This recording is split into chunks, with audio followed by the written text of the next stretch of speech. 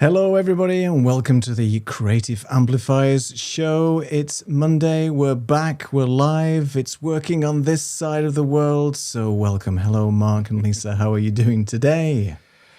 I'm very good, thank you. I'm glad to be pressing less buttons at the moment, but then it's been my technical issues so far while we've been prepping. It's my camera that keeps turning off, so you may well see me disappear, come back in multiple different angles. So I apologise if that happens, but let's just assume it'll be fine and it's all going to be as tech easy as it should be.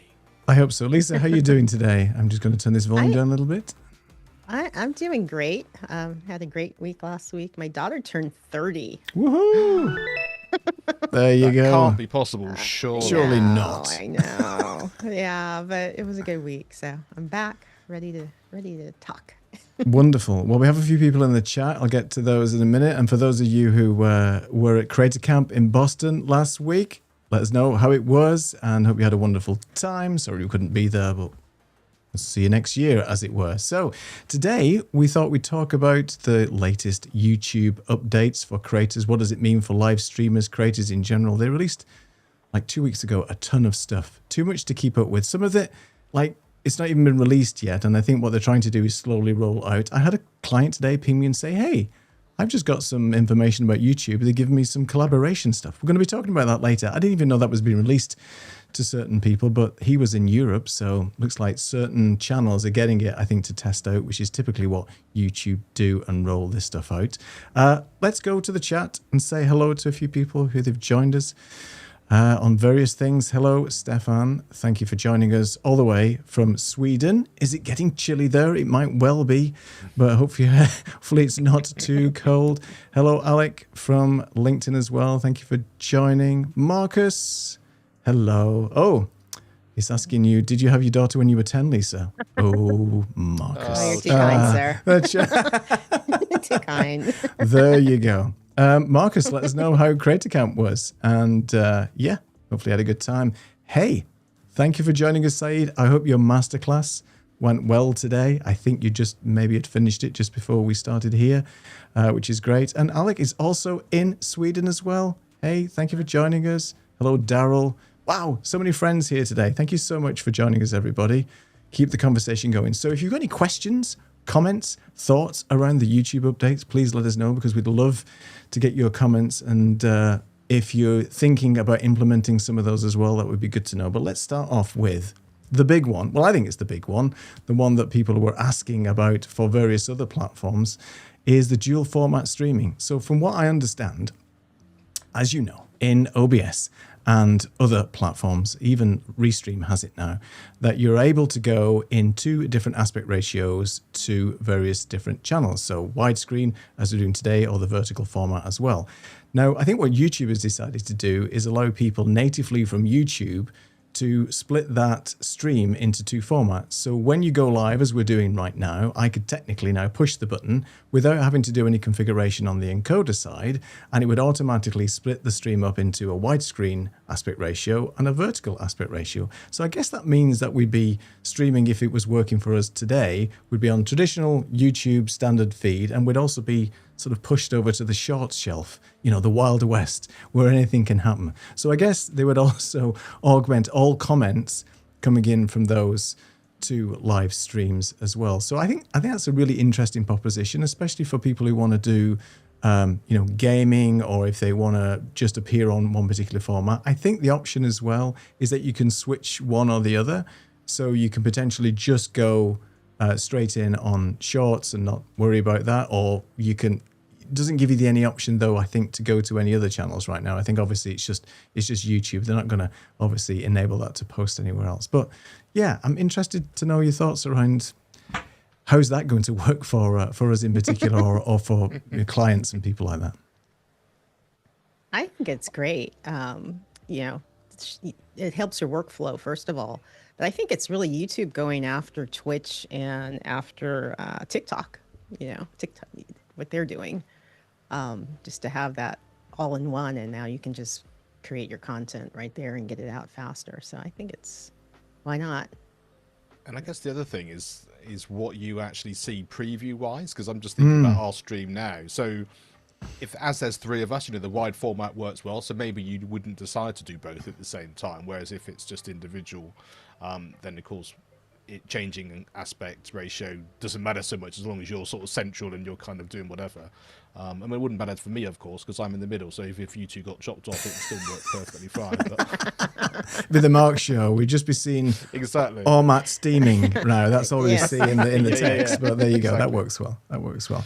Yeah. So I'm that'd be interesting to see.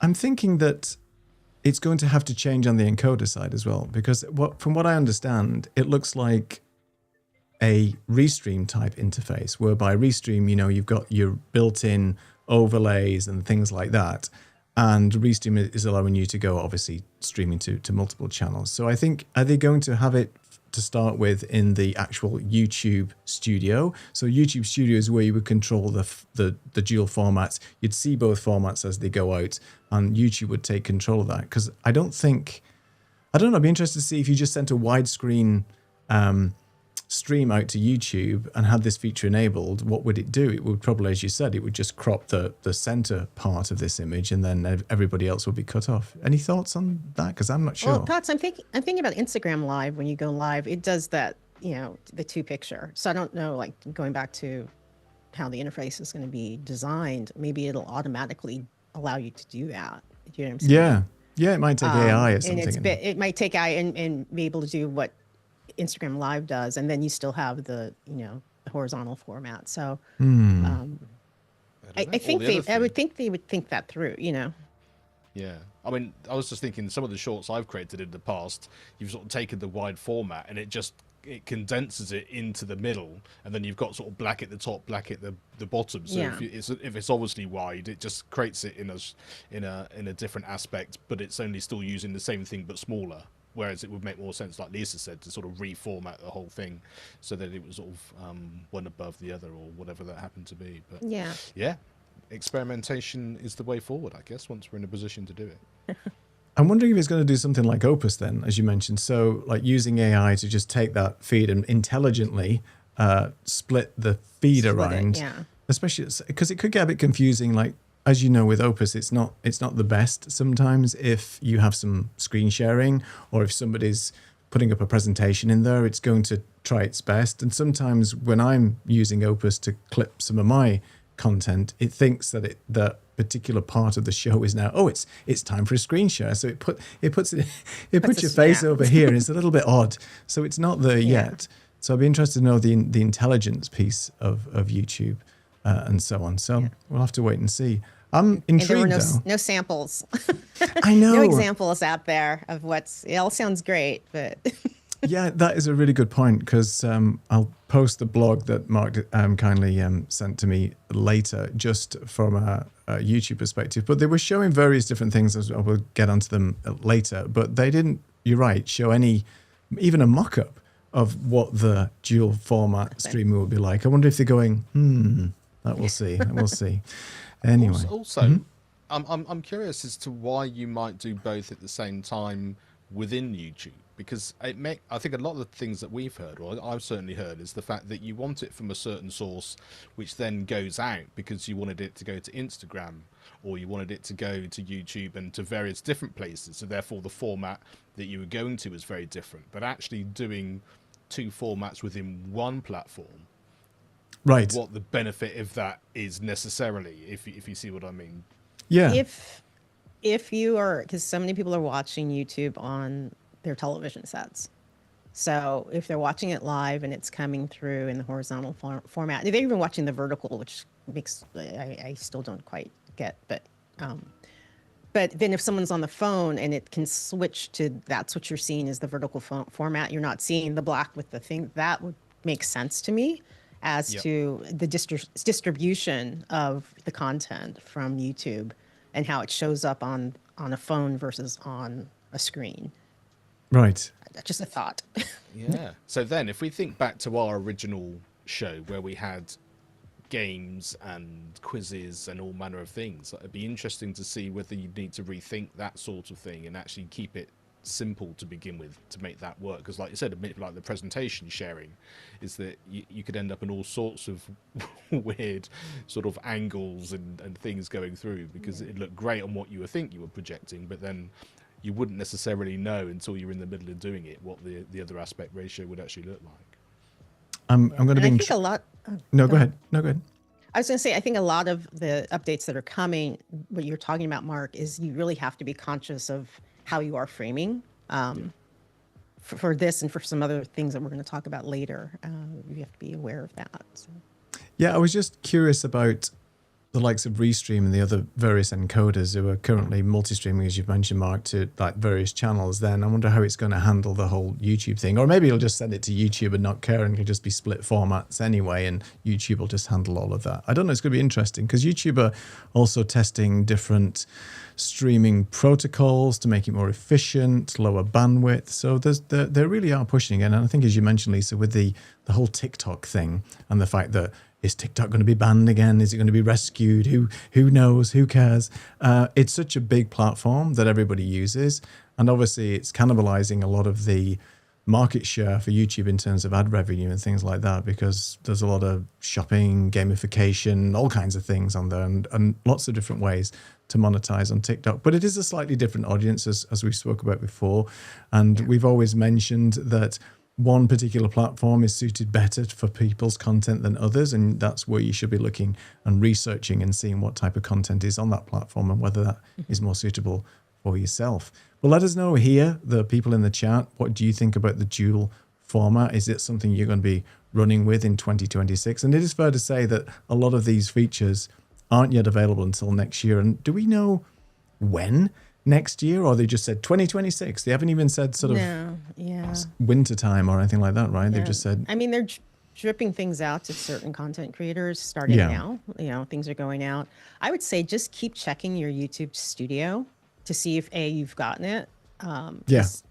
You might get it and I might not, or vice versa. Right. Or a specific thing. So I would say just keep checking there. But from what I'm hearing, it's 2026 is by then everybody should have it, at least in America that I know of. Yes. Let's go to some comments real quick. There's been a few comments around that. Let me just get rid of that. That doesn't format well, does it, on here? Right. Let's go all the way back up there. So Saeed mentioned, and I've noticed this as well, there is a slight facelift on YouTube. Have you seen that? The buttons are bigger. I thought it was like my glasses were playing tricks, but the actual playback buttons and things like that and the audio controls are bigger. And I thought I was actually zoomed in on Chrome. So I was like, no, it's 100%. So that is an interesting one. I don't know whether you guys have seen that as a facelift on YouTube where the buttons are bigger. No, you've not noticed it? Yeah, you've noticed it. Okay. I thought it was just me. Well, Saeed, obviously. Maybe it was a European thing.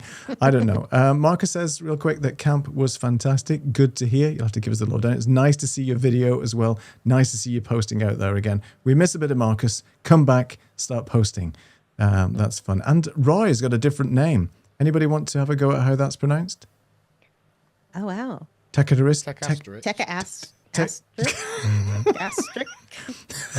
No, I don't want to have a go. No, I'm clearly not. But is he with Tectra? I mean, is multiple channels, Roy? Are you doing your dual? Thank you. That means we just get double the views for one person viewing, which is fantastic. We do appreciate you doing that. Marcus says that vertical for discovery in the vertical feed. Yes, I think that's clear, right? Because there's a certain audience. They can just see you quickly. You might pop up on a short. You might generate some interest.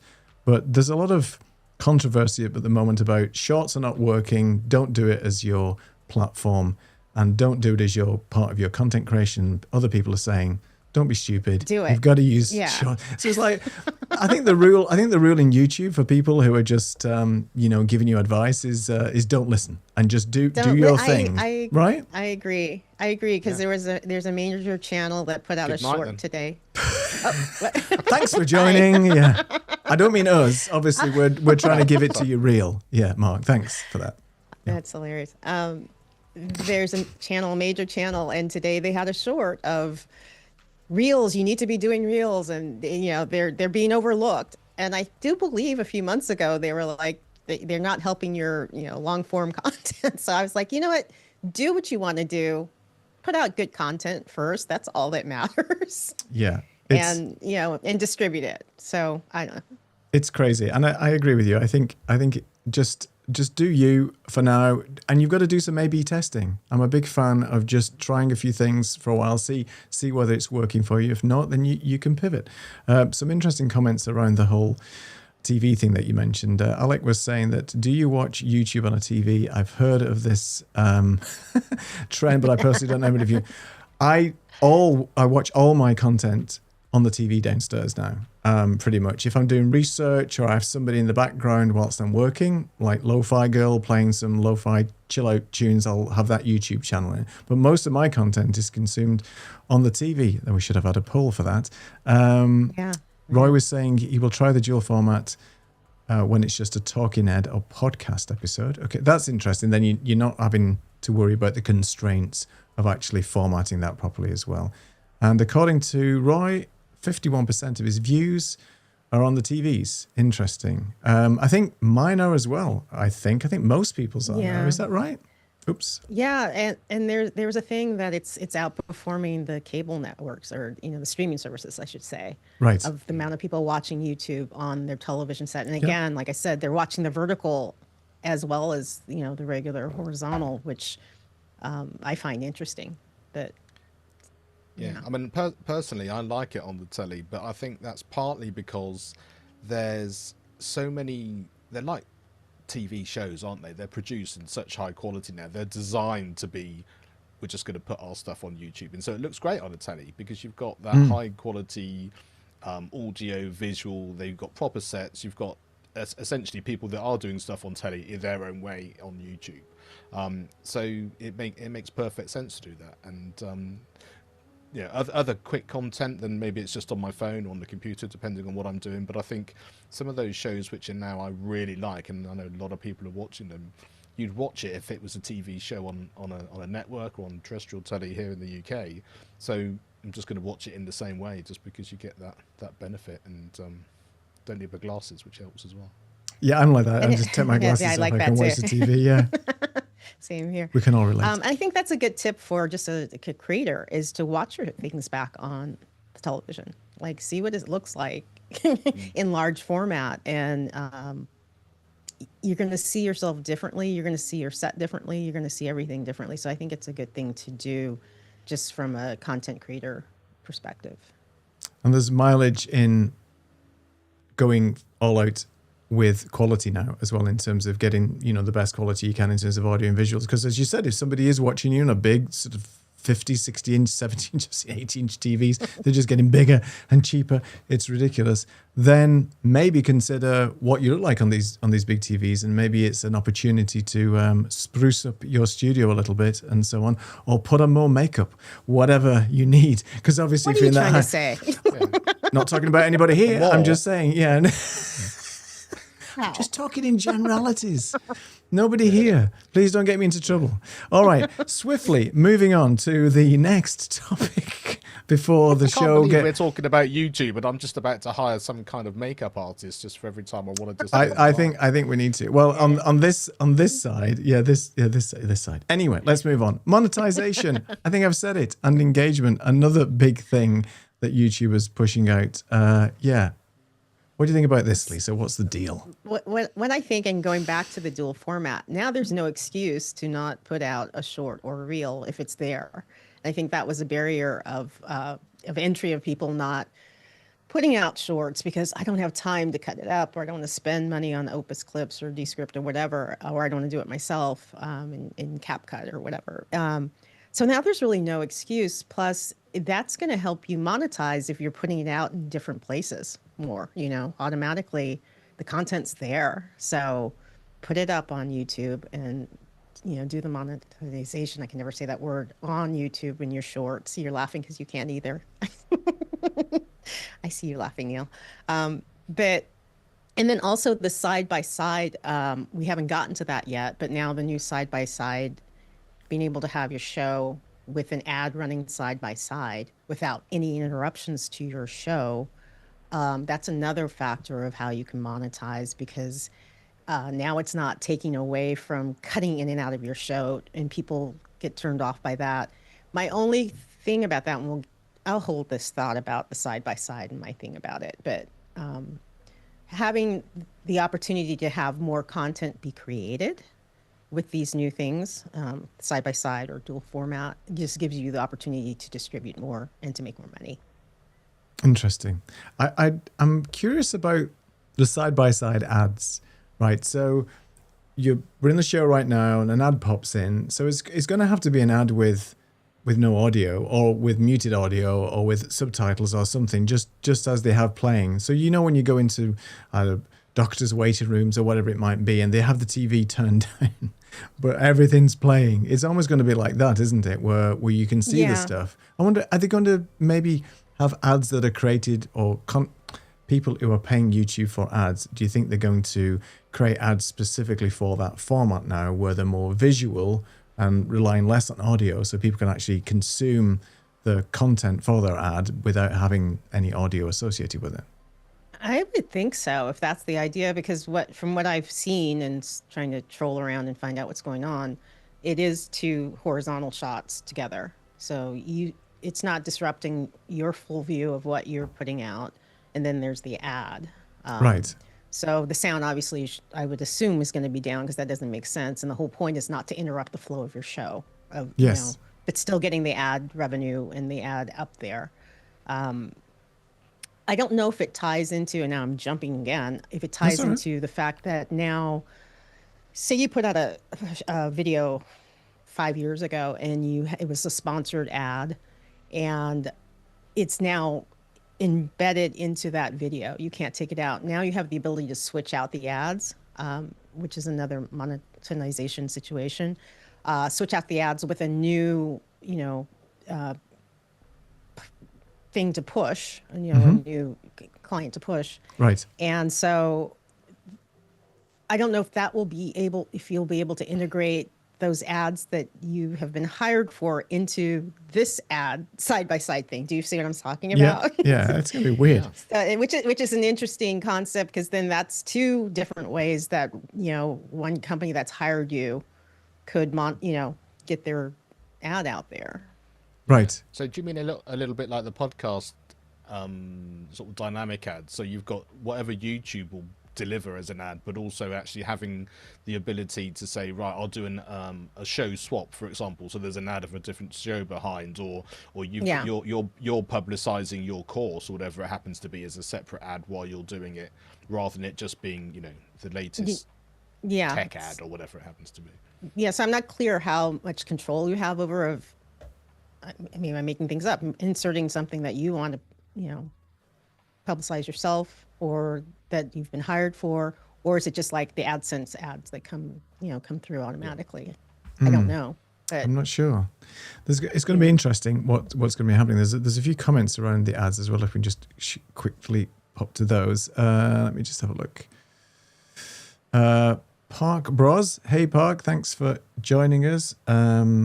Basically says, I tend to format. I'm sorry, I've got the wrong comment up there. The ads was one I was looking for. That was it. The ads will have audio, but the audio on the ads takes over, but the viewer can switch the audio track back to the content. Oh, well, that's something I wasn't expecting, because that's still an interruption, isn't it? That's still a pattern interruption to that. So that's interesting. Saeed mentions that you can imagine ads popping up matching what you're talking about. So today's stream, there will be 3 makeup ads already. That's probably right, actually. That's a good point. So you mentioned something and boom. Smart. Yeah, smart ad placement.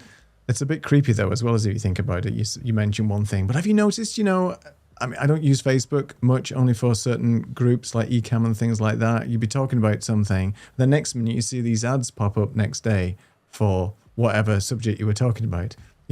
Insert filthy comment here. But, whatever you're talking about, it's interesting how it just sort of listens and then generates those ads associated with it. One of them was just talking about building a cat condo, right? I'm building a little shed outside for the cats when it gets cold.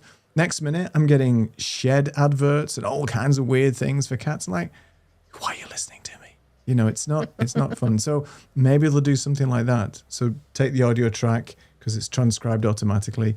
And they can do live dubbing now and everything as well. So I'm sure it's not a big stretch for them to do something like that. And I guess they're also wanting, they still want people to become premium members, don't they? Yes. So the pattern interrupt's important because if you don't want the ads there, they want the money direct because you're paying for it anyway. So it would make sense that it's a different version of the same, but in the same way, let's pay for premium and not have to worry about the ads at all if that's something that you're concerned about. What's your thoughts around premium, by the way? Because I pay for premium here in Portugal. And it's a lot cheaper than it is, I think, in the UK and in the US. I think in the US it might be, I want to say $18, something like that a month. In the UK, I think it's 16, maybe 15. I think over here it's €8, something like that. So it's a little bit cheaper. So that's why I went for it, because I was just getting fed up with the ads coming in. And the problem is, once you've had the situation where no ads are coming in, it used to be like on Hulu, right? If you remember back in the day, and Netflix, where you'd pay a different higher subscription not to get the ads. Once you've had YouTube without ads, I don't think I could ever go back. I was on a different account the other day that didn't have my YouTube subscription, and like an ad popped in. I'm like, whoa, what's that? I don't want that. So do you think with the advent of having these ads side by side that there's a potential that the YouTube premium subscriptions could go up to maybe offset some of the revenue that the ad people are using? I don't know whether that would happen or not, but maybe. I don't know, but it definitely there were so many ads at the moment that happen a lot that it's definitely worth the cost of not having them in. If you want, especially if you want to watch it as we talked about networks or terrestrial telly. Even over here outside of the BBC, you're going to have adverts, but they come at a time when you sort of get used to that, 3 lots an hour or whatever it happens to be, and it kind of fits into the format of the show. That's not the case on, the YouTube ads. They literally come out of nowhere, and they can be quite frequent as well. So you sort of lose the actual flow of the thing that you're watching. So yeah, definitely worth the premium for me. And I think as when you are monetized on YouTube and you're part of the partner program, when you upload a video to YouTube, you have the option to turn the ads on or off, and then you have the option to put the mid-rolls in and the placements, right? Right. That's an interesting choice for creators. Go ahead. Yeah. But for live, if the ad is coming in, that's a different thing, because it won't interrupt your show. Do you see what I'm saying? Right. If you're doing a live broadcast as opposed to a video. Right. That's interesting. I'm sure, I don't know whether it's Saeed or somebody, and you can answer me in the chat here, that they were watching one of our shows once and a live advert popped in. I don't know how that works. Do they have live adverts on live shows? I didn't think they did, but maybe it was something else. But that would be very annoying. It could be. It could have been the replay or something like that. But how did they do that? Because I know in Super Bowl, they time and place the ads in between when there's a timeout or something, right? They'll just quickly cut to an ad or something like that, so it doesn't interrupt the flow of play. But some of the cable channels will have a picture-in-picture, and the ad will come down in the bottom here. So it's kind of the same concept. Do you know what I'm saying? Yeah. That you don't hear the audio for it. Right. You hear the audio for whatever you're watching. I can live with that. It's when it takes you completely out of the story or out of the thing that you're watching, and then you have to wait. And we all know back in the day when there's no TiVos, there was no recorders of any kind. You had to sit when you were watching something. That was it. And if you missed it, you missed it. You get a cup of tea or something. Again, you're done. No example of what's coming. So yeah, exactly. We're musing here, but I know. That's what we do best. So we muse well. So real quick, Park said my main account wasn't allowing me to chat for the day, so use a secondary account. I don't appreciate having ads and couldn't wait to go back to my main account. Yeah, and Marcus was saying as well, they gave me a trial for YouTube Premium, instantly hooked. Interestingly. And Daryl, interestingly, says, I frequently see ads pop up in these live streams. Interesting. All right, I have to check on that then. All right, interesting. What else has YouTube got for us? Let's press my right button here. Let's talk about AI-powered shorts. What do we know about that? So, well, this is basically taking, is it longer form content and creating shorts from them through AI rather than actually having to do it yourself. And the way I think about this is the fact that I was watching some of the stuff related to Diary of a CEO and Stephen Bartlett's show, and they've actually got a team of people who basically are storyboarding the entire long form and cataloging everything that's going on and then building all of their content out from that.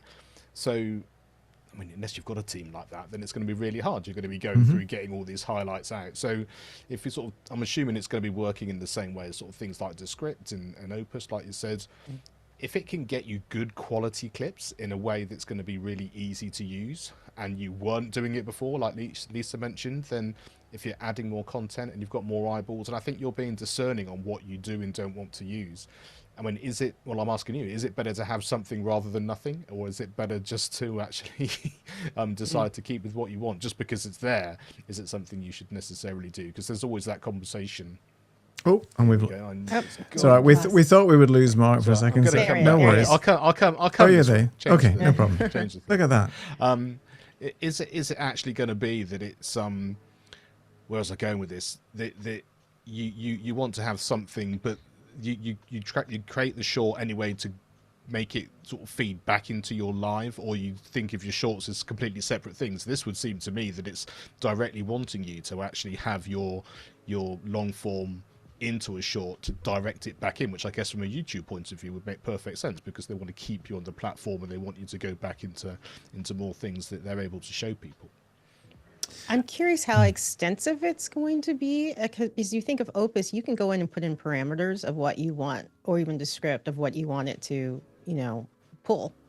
So will you have that capability on YouTube, or like you said, are they just spitting it out and you hope and pray that one of them will work and you can use it? So again, I don't, they haven't gotten to the details and to the weeds of how it actually will come about. But I would say if it's a bad cut, a bad short, don't use it.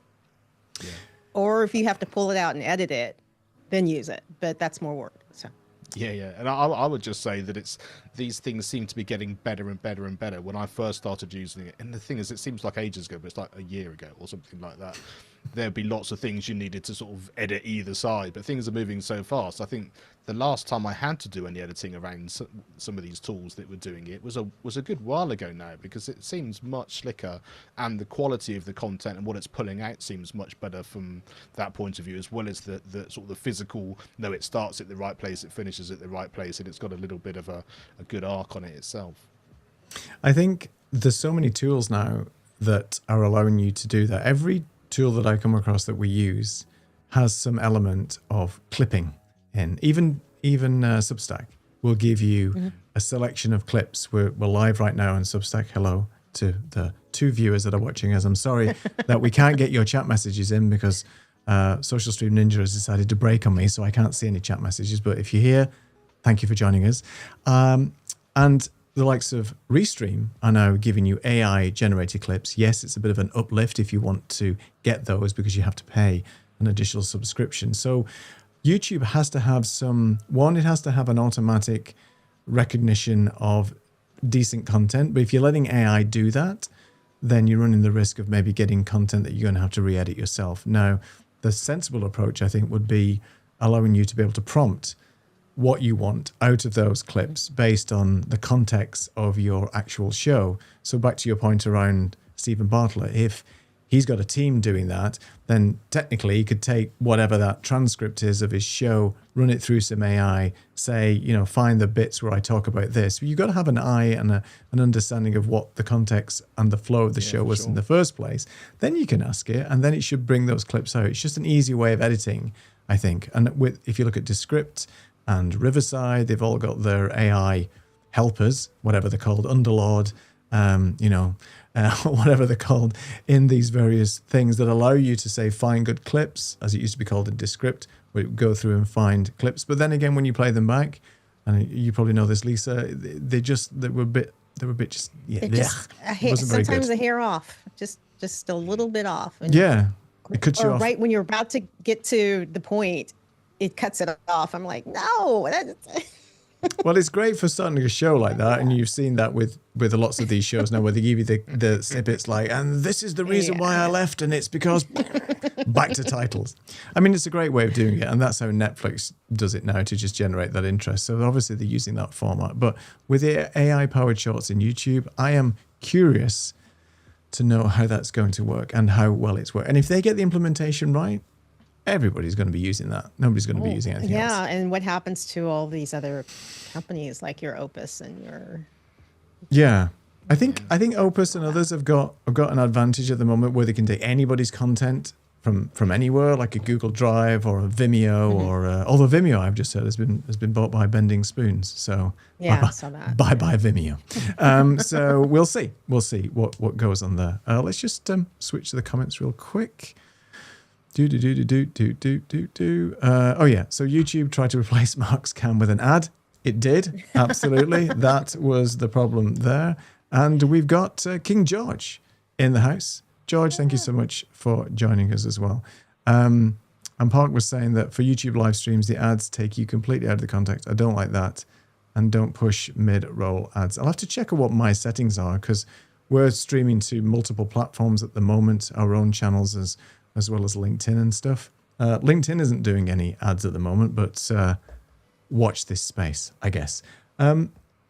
Will you use AI Shorts, Mark, if it's going to work for you with your content? Because I know a lot of it is sort of podcast-based content, and there's probably lots of good meat in the conversation.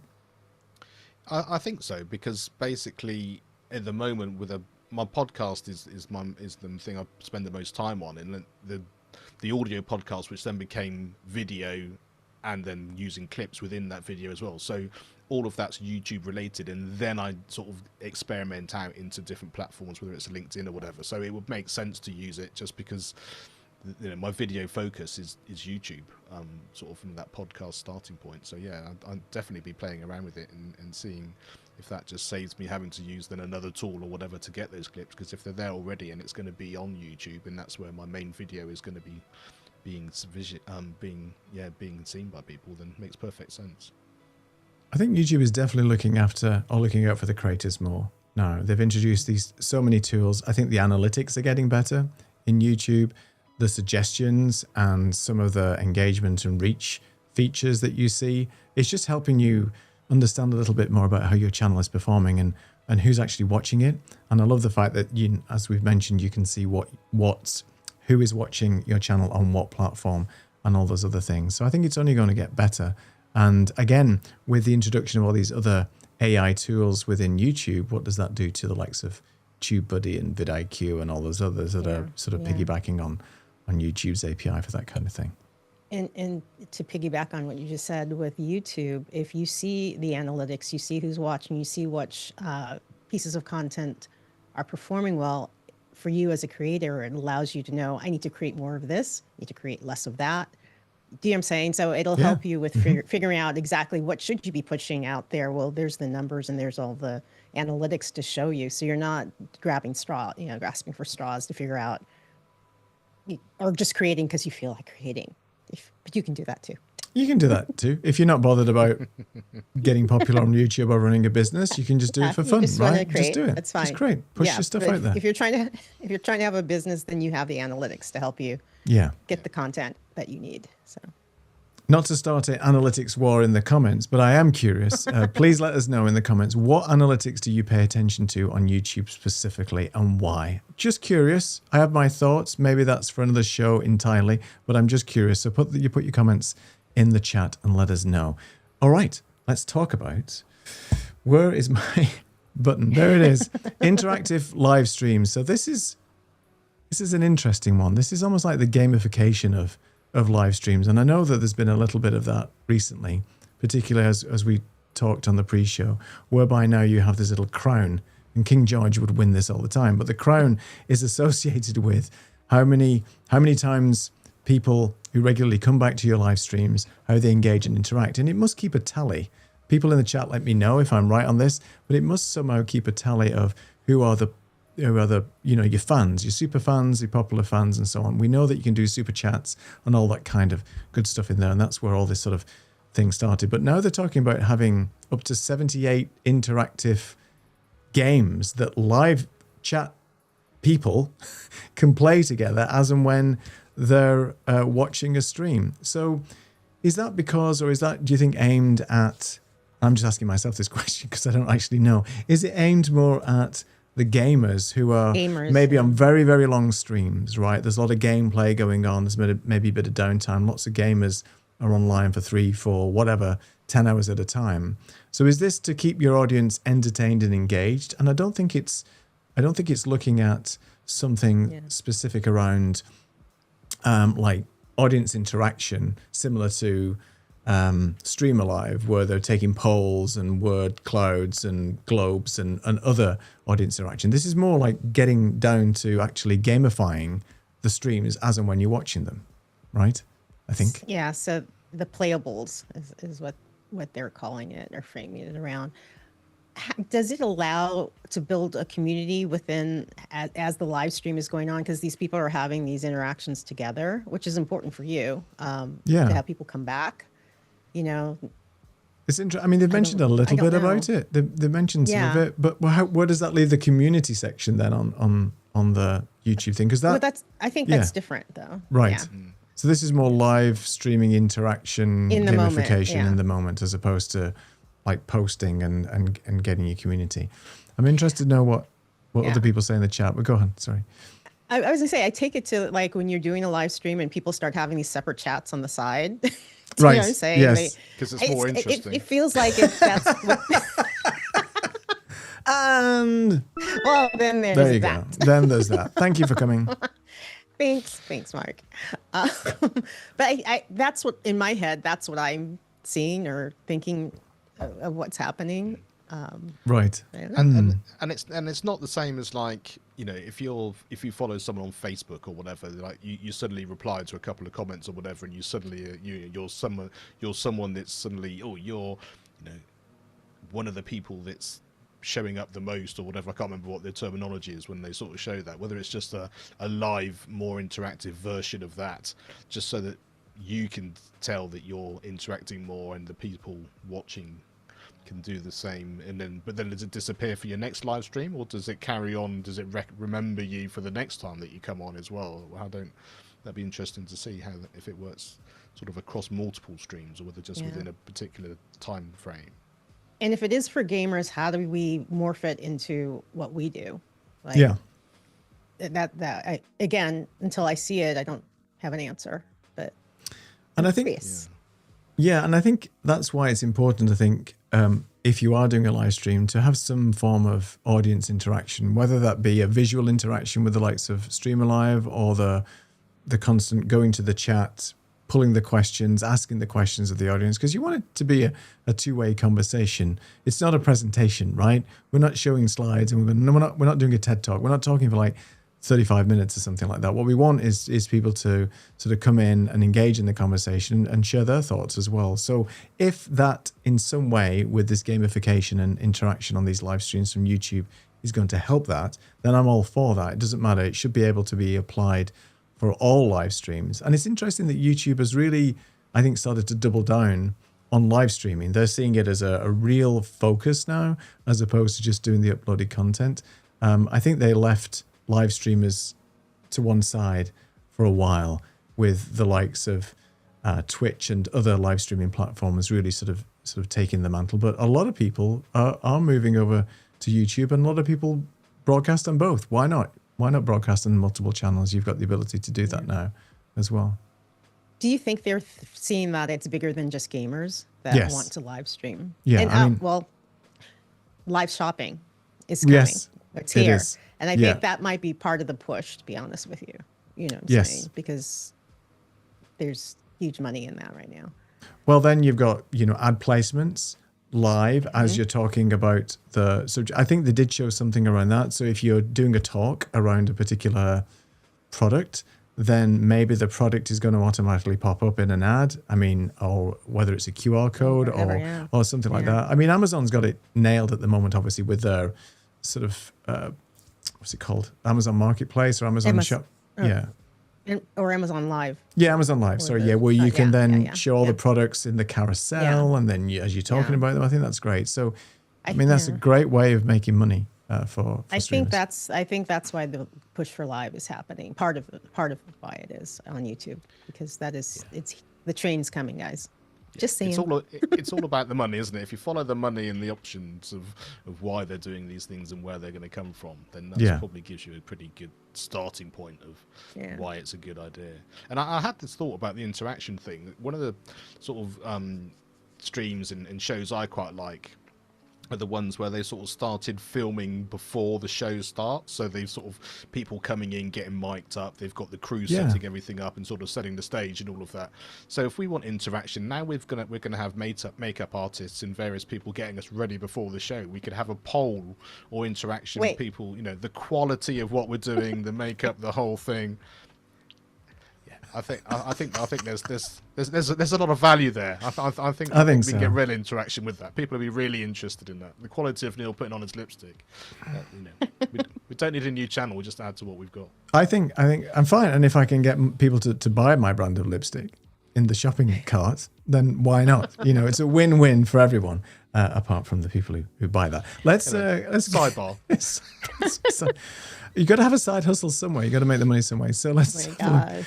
So going back to live interaction, so on and polls. So yeah, the restream bot is number one here. You can actually turn that off as well. I'm not sure if I like that crowning of people when it comes to sort of how many times they've been here. So if restream bot is the top one, we're doing something wrong. So we need to fix that, Marcus. Thank you for pointing that out.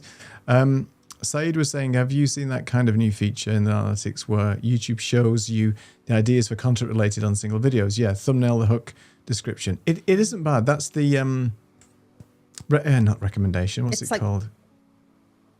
It's not called recommendation, but it's like vidIQ, basically. Yeah, where it gives you that here's what your audience likes, and here's a way of inspiration, something like that. Inspiration, I think it's called. Sadie was saying you would definitely watch a gaming stream with the three of us, a wordy live stream. I'm in. Not sure about that. I can't spell very well, so that's probably would put me right out of that. And Park was saying that he would like to see how many views would come from scratch with the average view duration. There's a lot of people starting YouTube channels from scratch as well. I've seen a few gamers try it as an experiment, like this 10-day experiment where they would go and create something with no knowledge, right, and not advertising out for other people as well. They wouldn't be advertising to their existing channel, and see if they could grow organically on YouTube, which is an interesting point. But let's see. All right, we have some others. In no particular order to talk about. But one feature that I hadn't seen or overlooked was this speech to sound, I think it's called. Mark, can you tell us a little bit about that, or what we think it is? Yeah, well, I came across it earlier today. Alex Heighton, who's from the Silly School Education, he creates sort of videos with great catchy songs and sort of educational material for children. And so he posted about it as well.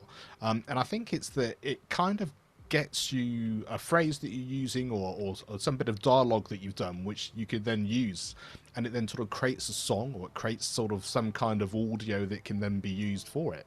And of course, he's someone who's a composer, a musician, who's sort of creating these things from scratch. And it was that kind of, so now AI will be able to do that for you, but you sort of then don't have that creative sort of input, I think is kind of what he was sort of saying.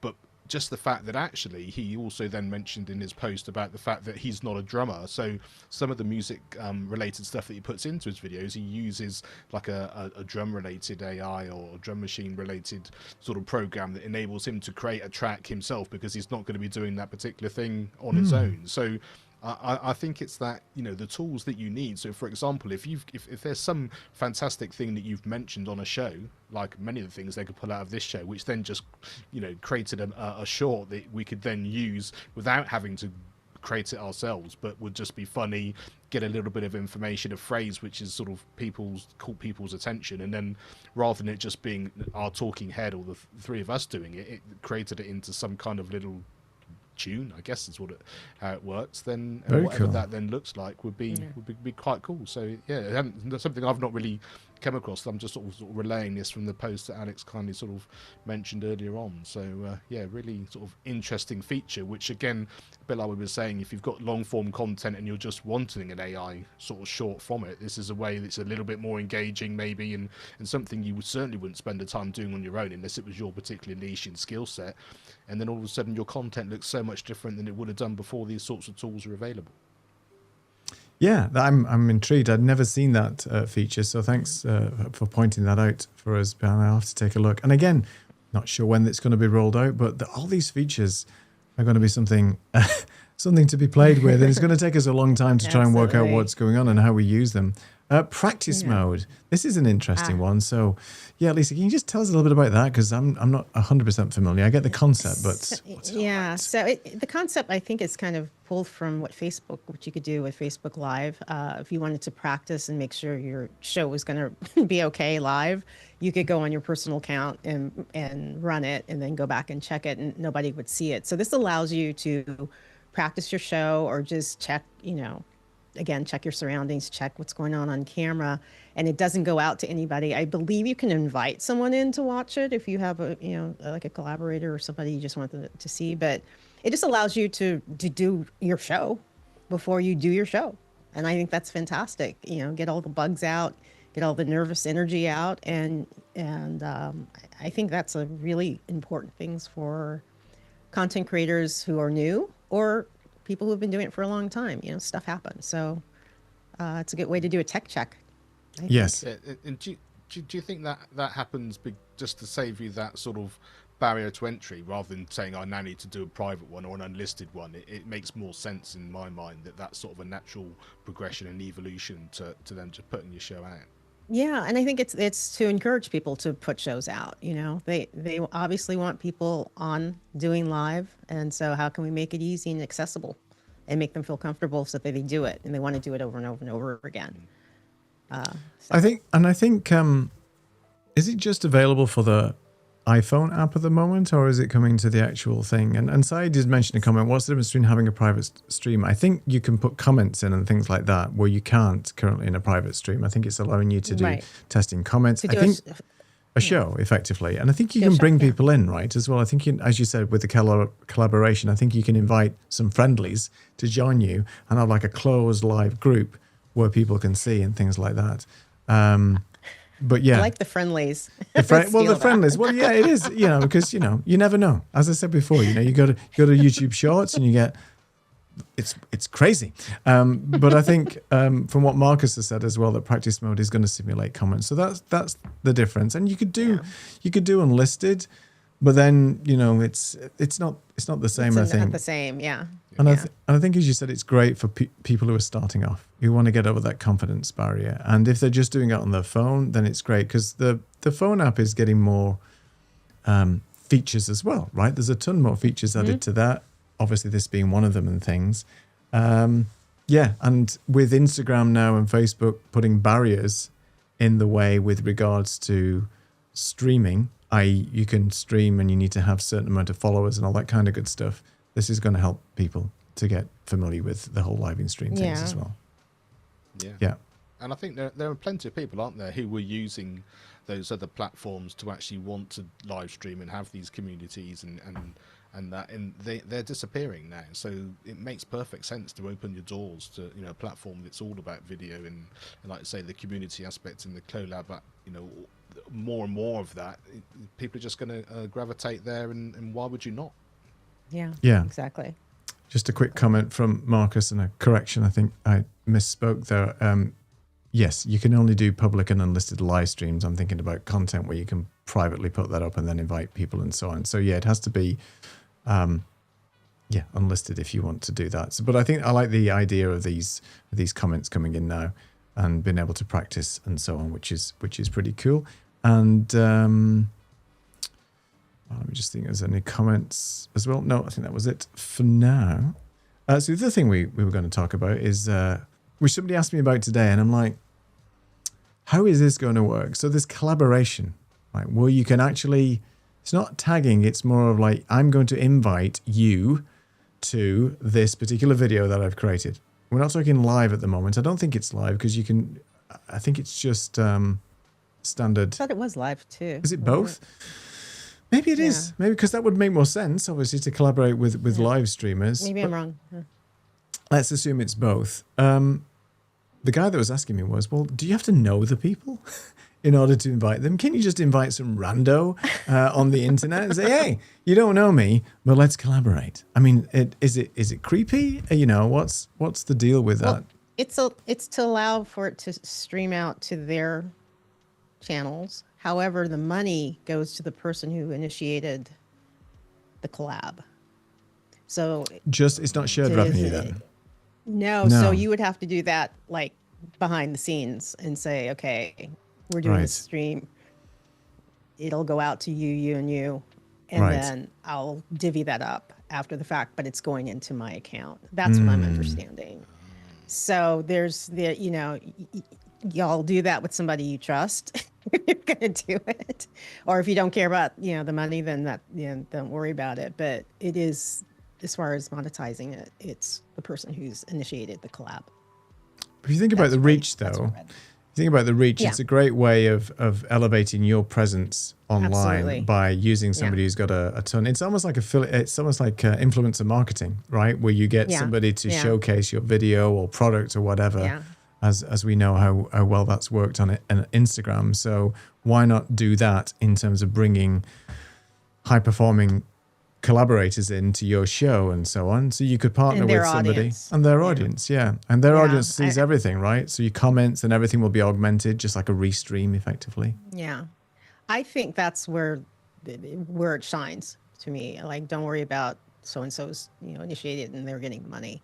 I think that's where it shines, is that your audience is now being commingled with their audience, and you're getting more eyeballs on you as well as the original person. So I didn't read anywhere where there was a limit on the number. I'm sure there has to be, right? So the collaborator invites. So for example, we're going live today. Can we invite 10 collaborators? There must be a limit, because it would. There must be. It'd just be a nightmare. That's crazy. It would just be a nightmare. I've invited 2,000 people to this. It's like a party that you don't want. There must be. Yeah. But think about somebody who's. Oh, go ahead. So I was just going to say, we could be going. Saeed could be one, and Marcus could be another, and then we're sort of going out through all their networks and being able to make the most of that. Yeah, and think if you were doing like a live, almost workshop with multiple people, and the reach you're going to get, because you're all doing it together, and then there are audiences coming in, and so that just makes it even bigger. I think there's a lot of possibilities with that, with the collab.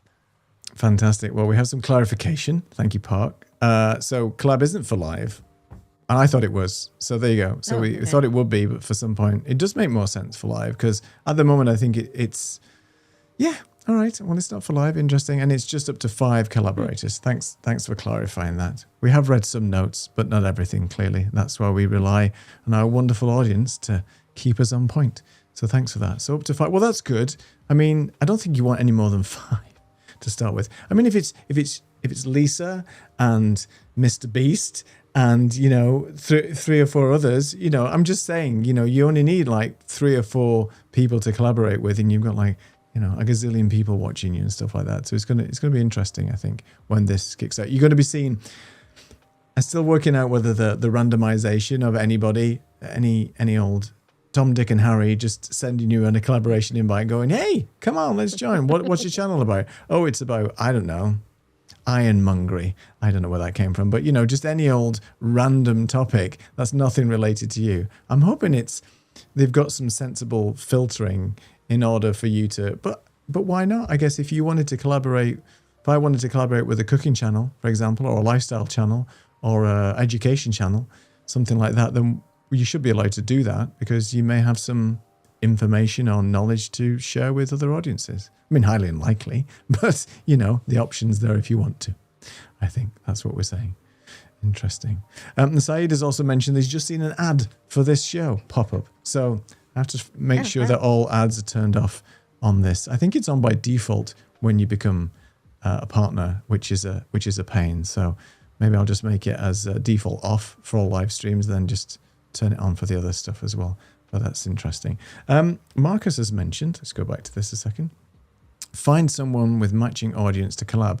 Yeah, I think I would look at it more as if you're learning golf or tennis or squash or something like that. And the reason why I'm going with this is because pick somebody who's much better than you. Pick somebody who's at a much better level, because then you can learn, you can train harder, you can get better. And I think if you're picking somebody with a similar size audience, then I don't know, I would suggest that maybe you pick somebody with a much bigger audience to help grow and see how they do their shows and to see how they do their videos and learn from them. I mean, there's nothing wrong with having, a similar audience to collaborate, but I think if you want to grow your channel and learn, maybe it's better to pick somebody with many more followers than you have. Just my thoughts, but I don't know.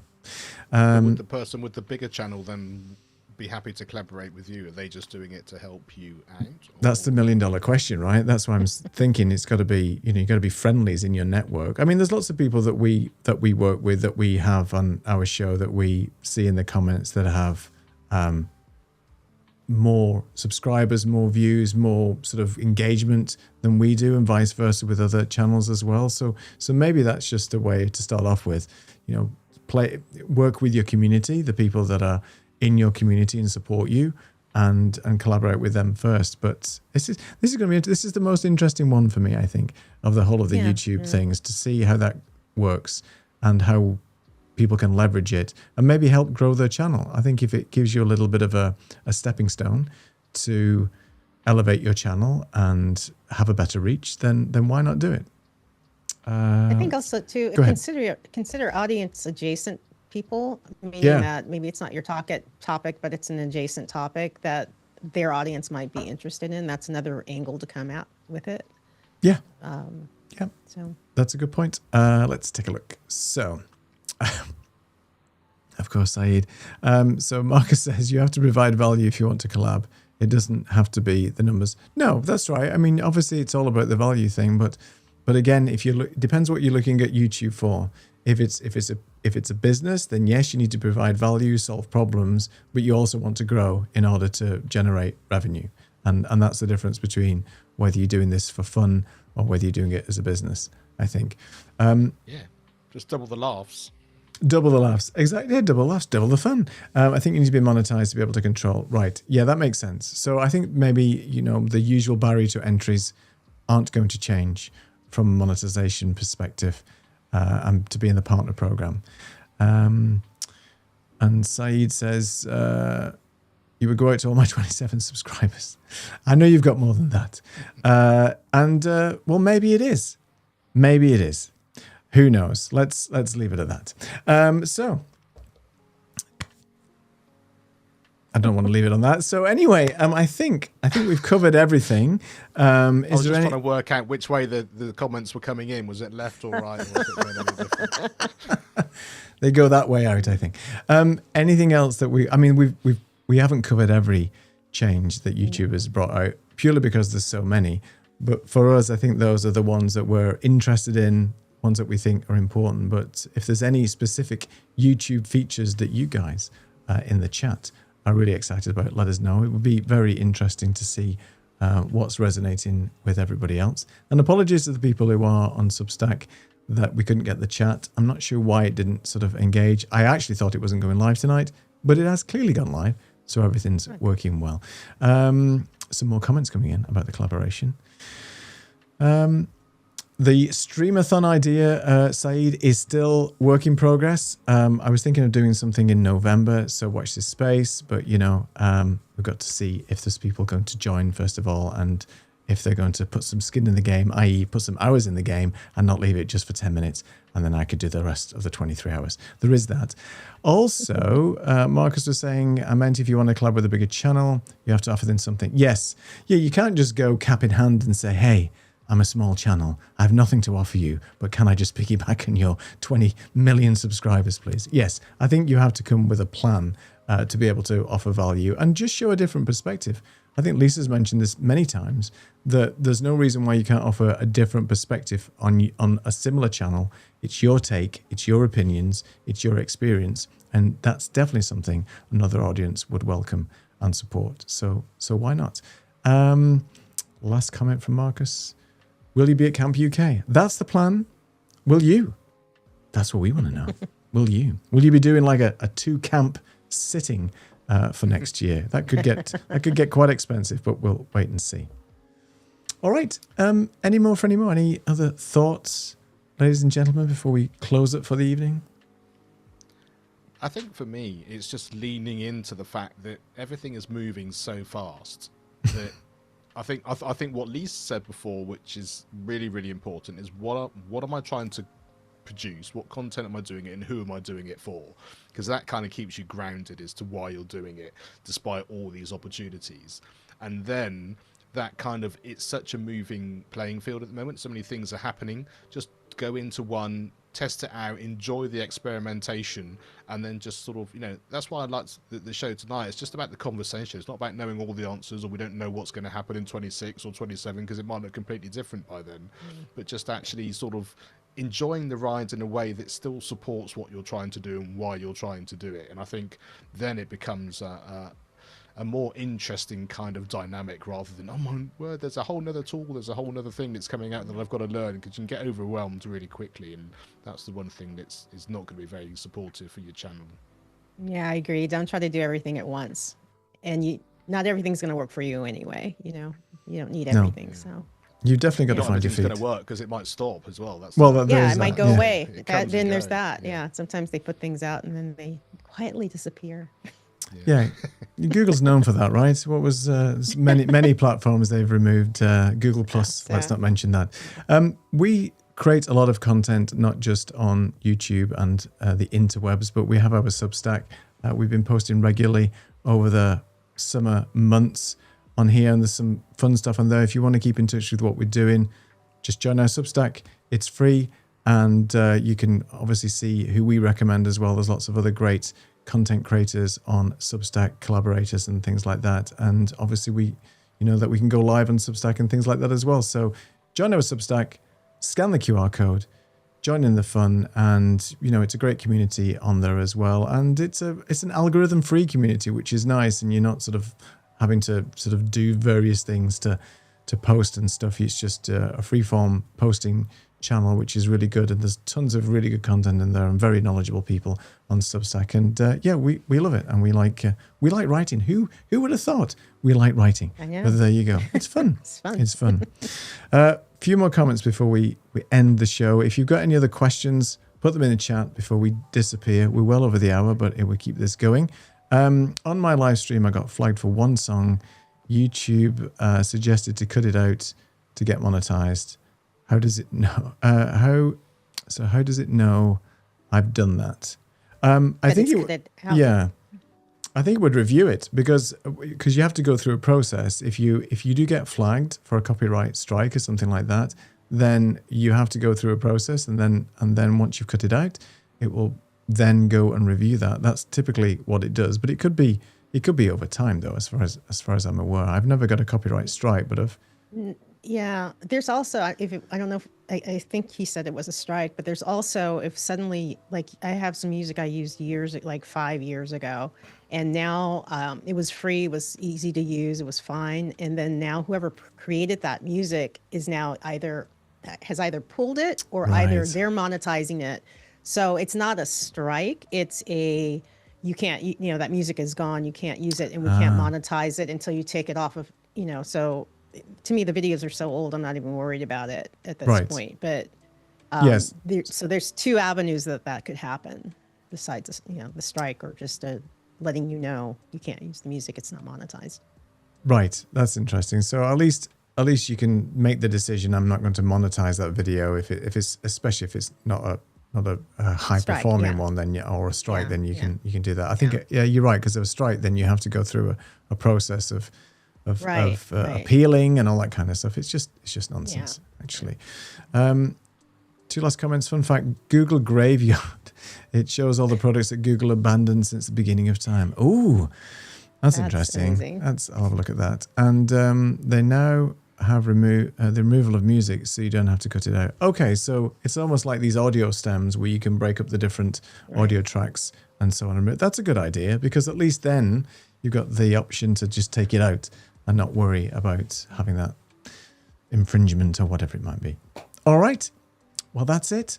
It's been a great show. We do appreciate everybody that's joined us again tonight and kept the dialogue going. We do love the questions, we do love the comments, and we do love the chat. We'll be back next week with a topic yet to be decided, because we've got to work it out what we want to do. But if you've got any suggestions for topics that you'd like us to do, then just find us on Substack or leave a comment if you're watching this on the replay. It's always fun to get your ideas and thoughts, but YouTube is giving us a lot of food for thought right now. 2026 is going to be a completely different year again. We'll all be AI avatars. We won't even be here anymore. It'll all just be There's our topic. There's our topic. Well, there you go. Yeah, maybe we should talk. Maybe we should talk about AI avatars and stuff like that. Interesting. Okay. I can play my movie I made.